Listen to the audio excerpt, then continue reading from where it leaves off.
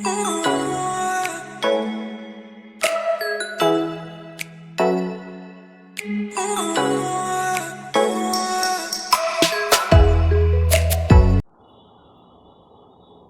दोस्तों, आज हम फिर उपस्थित हैं अपने चैनल ला मित्र पर एक नए विषय के साथ। आज हम चर्चा करने वाले हैं सुप्रीम कोर्ट के एक ऐसे आर्डर पर जिसमें बताया गया है कि यदि हिंदू विवाह में विवाह शून्य भी हो जाता है तो भी मेंटेनेंस मिल सकता है।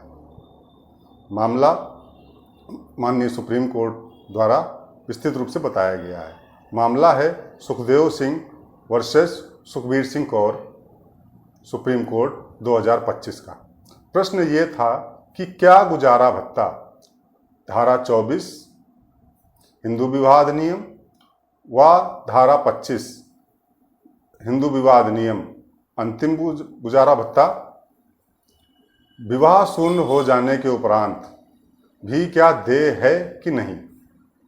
माननीय सुप्रीम कोर्ट में इसने चर्चा करी और माननीय सुप्रीम कोर्ट ने ये पाया कि हम इन तथ्यों को देखते हैं कि विवाह किन आधार पर हिंदू विवाह अधिनियम में होना चाहिए। तो हिंदू विवाह अधिनियम में धारा 5 में इसके बारे में बताया गया है।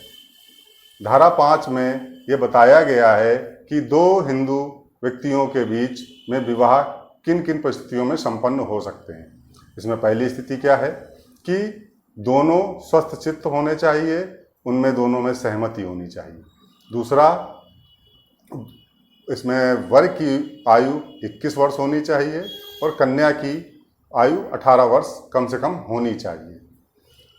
इसके बाद तीसरा है कि वो सगोत्री नहीं होने चाहिए, मतलब कि एक ही गोत्र के नहीं होने चाहिए और सपिंडी नहीं होने चाहिए, एक ही परिवार के नहीं होने चाहिए। इसके बाद आता है अगला, जिसमें बताया गया है किसी ऐसी रीत द्वारा कि जिसमें कि रोक लगी हो, जिसके माध्यम से ये बताया गया है कि ऐसी रीत से इस समाज में रीत के द्वारा ऐसा विवाह होना संपन्न नहीं हो सकता है, उसको भी हिंदू विवाह अधिनियम 1955 के द्वारा वैध नहीं माना गया है और इसमें कहा गया है कि इसमें विवाह संपन्न नहीं हो सकता है। दूसरा, एक ही परिवार के एक ही रक्त संबंधी व्यक्तियों के बीच में विवाह संबंध नहीं हो सकता है। ये तो बताया गया है धारा 5 में कि विवाह किन किन कारणों पर हो सकता है और किन किन पर नहीं हो सकता है। और इसी आधार पर हिंदू विवाह अधिनियम की धारा 11 में बताया गया है कि विवाह शून्य कैसे होगा। हिंदू विवाह अधिनियम की धारा 11 में ये बताया गया है किन किन आधारों पर विवाह शून्य होगा। इसमें मुख्यतः 3 बातों पर विशेष ध्यान दिया गया है और उसी के आधार पर ही विवाह को शून्य घोषित किया जाता है। नंबर 1 कि किसी भी रीत के द्वारा उस विवाह में रोक नहीं होनी चाहिए। दूसरा आता है कि वो सपिंडी नहीं होने चाहिए, मतलब सगोत्री नहीं होने चाहिए, एक ही गोत्र के लोगों का विवाह आपस में संभव नहीं है। तीसरा, एक ही परिवार के व्यक्ति के लोग के बीच में या रक्त संबंधियों के बीच में विवाह नहीं हो सकता है। और यदि विवाह के समय विवाह के किसी पक्षकार का कोई जीवन साथी यदि जीवित है तो भी विवाह शून्य माना जाएगा। ये विशेष रूप से बात कही गई है धारा 11 में कि इन परिस्थितियों पर अगर कोई भी शर्त पूरी नहीं होती है तो विवाह शून्य माना जाएगा।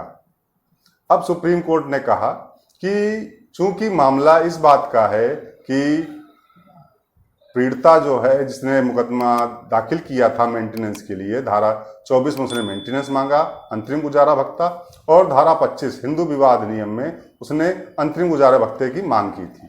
इसमें था क्या कि वादनी ने विवाह किया था एक व्यक्ति से जिसका जीवन साथी जीवित था और उसका ये दूसरा विवाह था। इस तथ्य के आधार पर ये प्रतिवादी ने कहा कि चूंकि मेरी पत्नी जीवित थी और जीवित पत्नी के होने के कारण ये जो दूसरा विवाह हुआ, जो इसमें वादनी थी, उसका विवाह शून्य होना चाहिए, और इस आधार पर उसने कोर्ट में मुकदमा दाखिल किया और कोर्ट ने इन सारे तथ्यों को देखते हुए, चूंकि उसका जीवन साथी जीवित था, इसलिए इस विवाह को शून्य घोषित कर दिया। अब ये जो दूसरी पत्नी थी, इसने विवाह शून्य हो जाने के बाद अपने जीवन व्यापन के लिए मेंटेनेंस की मांग की थी, जिसमें मेंटेनेंस की मांग को खारिज किया गया था और इसके आधार पर सुप्रीम कोर्ट तक मामला हाई कोर्ट के द्वारा होते हुए सुप्रीम कोर्ट तक पहुंचा था। माननीय सुप्रीम कोर्ट ने इस पर विचार किया और देखा कि विवाह किन किन कारणों पर हो सकता है और किन किन कारणों में शून्य हो सकता है। इस पर विशेष चर्चा करी और उसने ये भी कहा कि हिंदू विवाह अधिनियम 1955 में किन किन बातों को लेकर के याचिकाएं दाखिल की जाती हैं, उस पर विशेष चर्चा करनी चाहिए।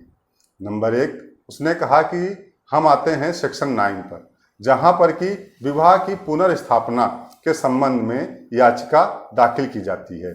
सेक्शन 10 विवाह पृथक्करण की डिक्री के संबंध में याचिका दाखिल की जाती है। 11 में विवाह शून्य की याचिका दाखिल की जाती है।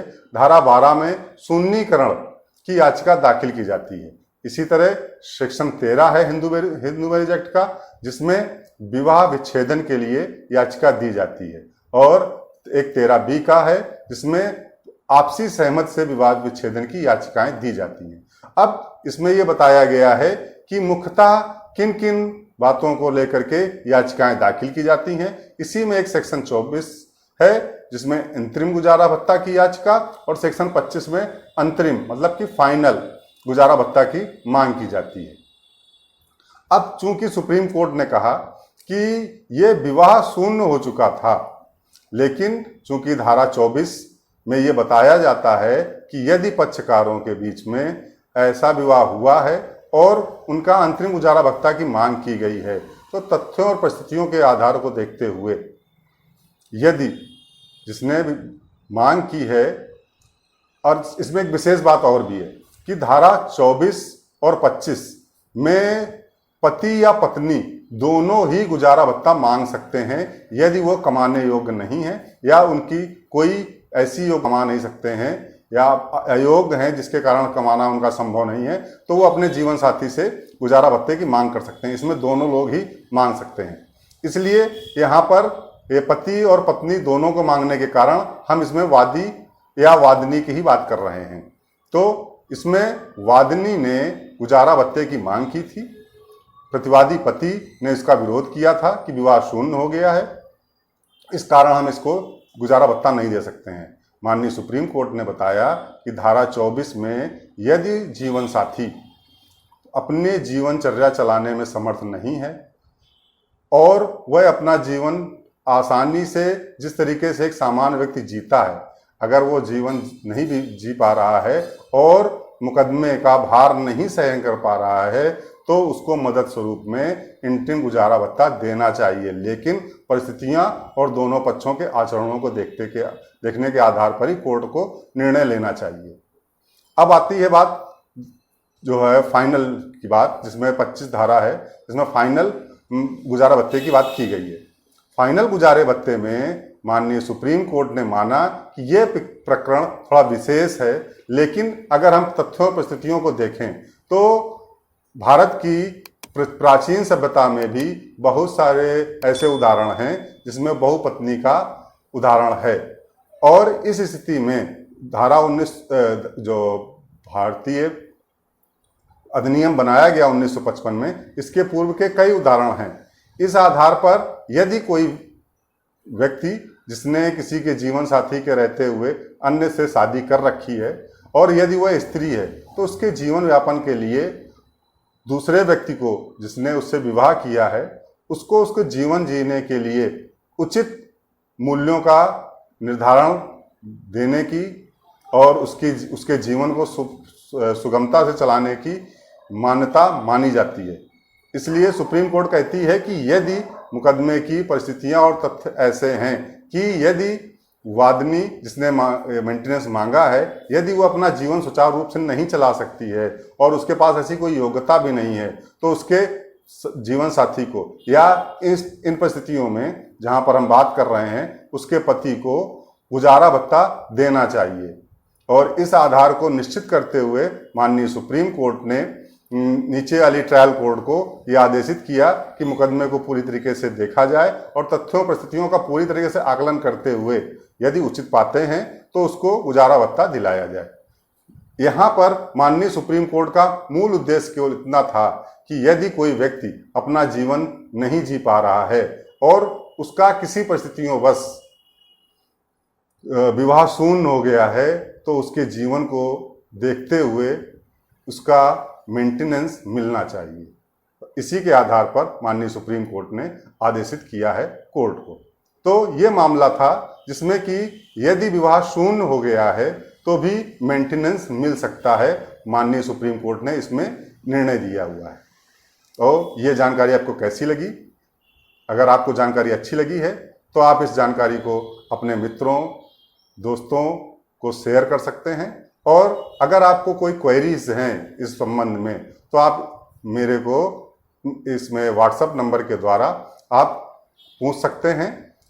मैसेज के द्वारा आप इसमें क्वेरीज डाल सकते हैं। मेरा को जैसा ही समय मिलेगा मैं आपके आंसर्स दूंगा। धन्यवाद दोस्तों।